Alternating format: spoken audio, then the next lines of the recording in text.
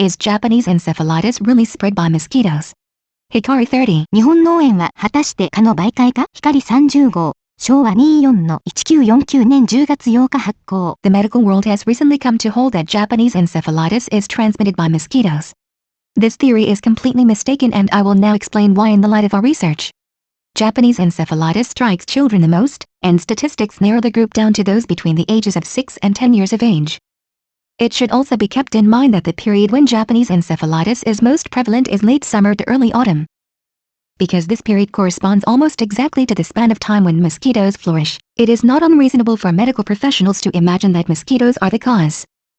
Another factor that encourages professionals to make this determination is the experiment where large quantities of mosquitoes were crushed and the resulting mixture was injected into mice who then developed encephalitis. Our interpretation differs entirely. Mice and human beings are not the same at all, of course, and in fact, animals are opposite from human beings in many respects. In the healing art that has been revealed by God, the cause of Japanese encephalitis is most clear, and furthermore without exception can be completely healed in a short period. Even if Japanese encephalitis were spread by mosquitoes, since the disease can be healed completely, mosquitoes are not a problem at all. So, here I will explain the true cause of Japanese encephalitis. The physical body of each and every human being contains toxins that are congenital as well as acquired. Toxins are, of course, toxic blood and pus. When the human body is irritated or receives some form of stimulus in one area, toxins will gather in that area. To explain in simple terms, think of moxa treatment points. When a hot moxa cube is placed on the area to be treated, the area will present with redness and swelling, and at times with conspicuous suppuration. When some part of the body is struck or hit with some object, reddening and swelling will present as just described and the toxins will gather there. When this reasoning is extended to the condition of this disease, the cause of Japanese encephalitis can be understood without difficulty. That is, children play out in the sunshine usually without wearing caps, particularly children between the ages of 6 and 10 years old. Because of this tendency, their heads become feverish, and their heads are just as if a moxa cube had been placed there. At that time, the toxins, all over the back area from the head upwards, gather in the area of the brain, and cause an accumulating activity. The best evidence for this is that at the same time Japanese encephalitis breaks out, a stick-like lump will appear on either side of the head or in the hindbrain area, and the lump will harden and become very feverish. These of course are the toxins that are heading for the brain that temporarily stay here. Next, the toxins will head for the small brain, invade it, and cause some activity, or cause the patient to sleep. There is a problem here. At this point, medical treatment calls for cold compresses and cooling, which forces the toxins to harden. In other words, medical treatment makes it impossible to heal what was trying to heal itself naturally. This is an astonishing fallacy. With the administration of the jari of the Canon Church, the toxins will go from the small brain to the brain and then be discharged through the eyes and nose. Of course, the more severe the case, the greater will be the amount of discharge. Complete discharge usually takes 2 to 3 days, after which the patients feel better. It is really very simple. The patient will recover completely in 1 week. As a result, the head is clearer than before the outbreak of the illness, and children in school get better grades than before. Nothing above has been exaggerated, and it is the process that all who receive and rely on jari do experience. With medical treatment, the period during convalescence is particularly dreaded because it is thought that the head may get something wrong with it, that some patients may even experience light degrees of dementia or impairment of the limbs, or that conditions may be left for contracting other diseases in the future. This is because, as described above, the toxins that were supposed to flow out naturally through the small brain are solidified with cold and these toxins harden. This hardening impairs the functioning of the brain. There are indeed no words to describe the fallacy of contemporary medical science. When we think about how many members of the human race have been harmed by our fallacious medical science, we cannot be at ease. Therefore, we continue our endeavors to enlighten medical science, but because laws and regulations are based on existing medical science, it is not unreasonable that what we teach is not easily accepted. As human life is at stake, however, it is indeed a serious issue since it is the root of the problem that cannot be eliminated if matters continue as they have. Next, I will discuss spinal meningitis, and it would be fair to say that this disease is 1 stage before Japanese encephalitis. In spinal meningitis, the toxins accumulate only in the hindbrain. It is a disease that occurs most often in winter, because the head is not exposed directly to the sun as in summer. But in spinal meningitis, the toxins in the hindbrain are more solidified, it is impossible to move the neck at all, and this is because, unlike Japanese encephalitis, the toxins do not shift to the small brain. The above description clearly shows that Japanese encephalitis has nothing to do with mosquitoes and that it is simply a natural purifying process.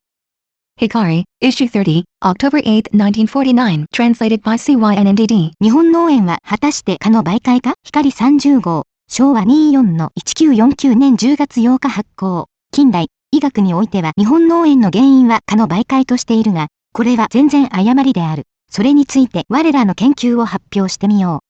日本脳炎の患者が子供に多く、統計によれば6歳ないし10歳までが最も多いとされている。また、季節は晩夏から初秋にかけて最も多いということを考慮しなければならない。ところが、医学においては、ちょうど、蚊の発生とともに最も活躍する時期であるから蚊の媒介としたのも無理はないのである。また、蚊を多数粒して、それを20日ネズミに注射し、脳炎が発生したという研究の結果もあり、そう思い込んだのであろう。しかし、我らの解釈は全く違う。2、10日ネズミと人間とは同一でないことはもちろん、むしろ人間と獣類とは反対の方が多いとさえ思えるのである。なんとなれば、上地の医学においては、日本脳炎の原因、あまりにも明らかで、しかも事実は一人の例外なく短期間に全治可能であるからである。たとえ事実化による伝染であったとしても、ことごとく全治する以上か。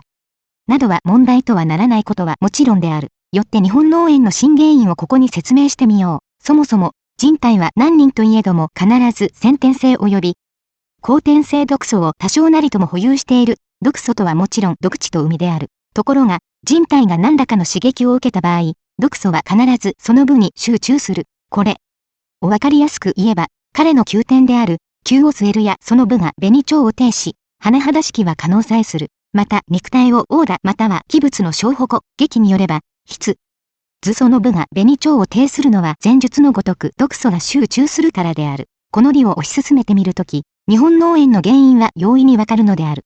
それは、子供はほとんど帽子を冠、かぶらず炎天下で遊ぶ。特に6歳から10歳くらいまでは右の傾向が多い。それがため頭脳が熱する。ちょうど、急を据えると同様である。その場合人体の背部一円にある毒素が頭脳へ向かって集中運動を起こす。何よりの証拠は、発病と同時に両側円髄付近は棒のごとく硬化し高熱が伴う。これ。